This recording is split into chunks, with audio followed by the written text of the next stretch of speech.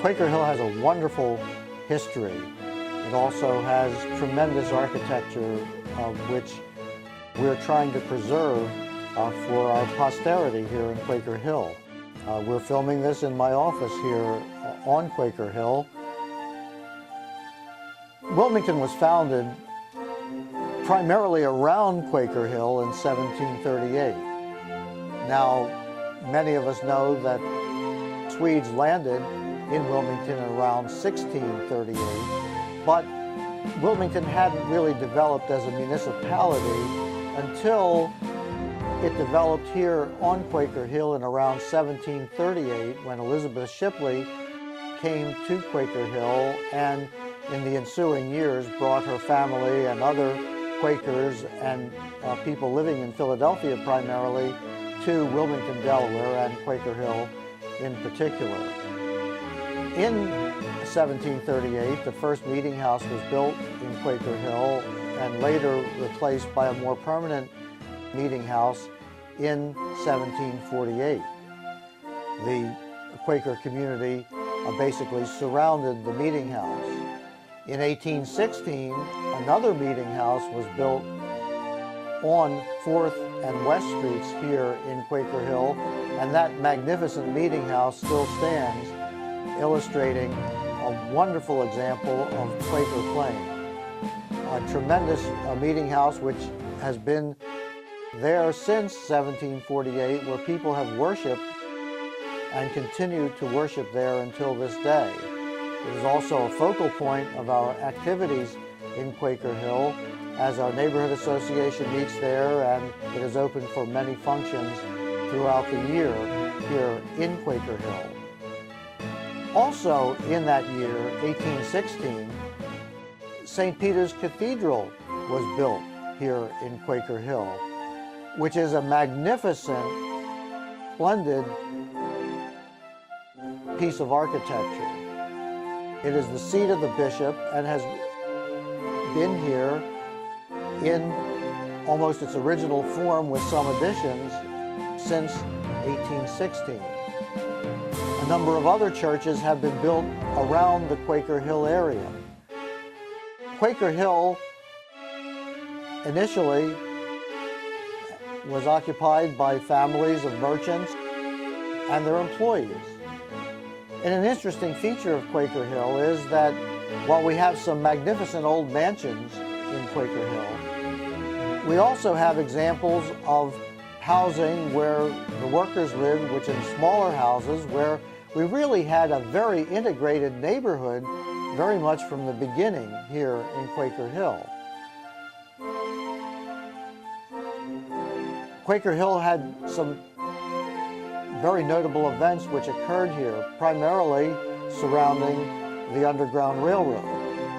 Thomas Garrett, who was a wealthy merchant who lived in Quaker Hill, became very much involved in the Underground Railroad and ushered some 3,000 people in bondage through Quaker Hill to freedom. He worked with Harriet Tubman and is probably one of the greatest station masters of the Underground Railroad in the history of the United States. He's buried here on Quaker Hill at the Friends meeting. Incidentally, a number of other notable 19th century business people, politicians, and church members were buried here in the grounds of Quaker Hill. Most notably, John Dickinson, who was the penman of the Articles of Confederation, which of course preceded the Constitution of the United States. There's a Revolutionary War history here on Quaker Hill, in that Lafayette and Washington allegedly met at 3rd and Washington Streets around the time of the Battle of Brandywine. Quaker Hill developed this magnificent architecture from its colonial beginnings through the Federal, Greek Revival, Victorian eras. The most of the development of Quaker Hill occurred from 1830 to 1870, when some very large mansions were built among the smaller homes in Quaker Hill.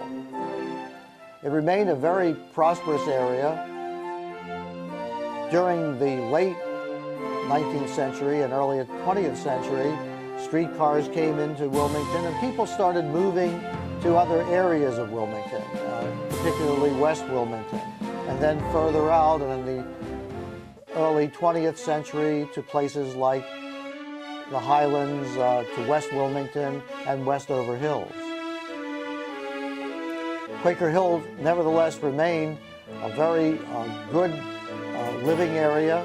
Some of the larger mansions became divided up because the families became somewhat smaller, and it became more economical to split some of these larger properties into apartments for working people to live in. Quaker Hill then came upon some harder times in the 1960s and 1970s when people started leaving the city for the suburbs, and then culminating in about 1968 when there were troubles throughout American cities after the assassination of Martin Luther King, and Wilmington in particular was very much affected by that, and Quaker Hill was very substantially affected by the problems of the riots in the 60s.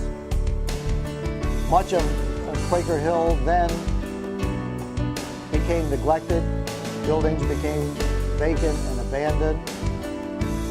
In around the late 70s, with a wave of enthusiasm from the young urban professionals, Wilmington started to develop again, and Quaker Hill started to move ahead.